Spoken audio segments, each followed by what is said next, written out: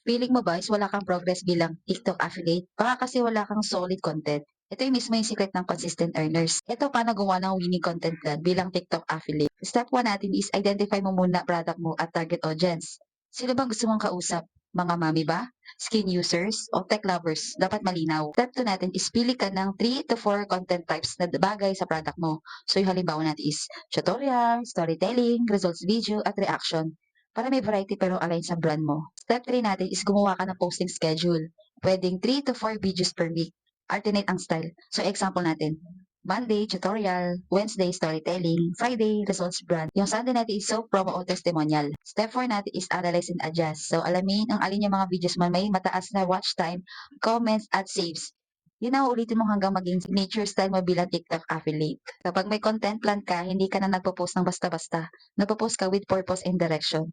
Kaya kung gusto mo mga ganitong video na po, i-follow mo na ako. Marami pa ako i-share sa inyo.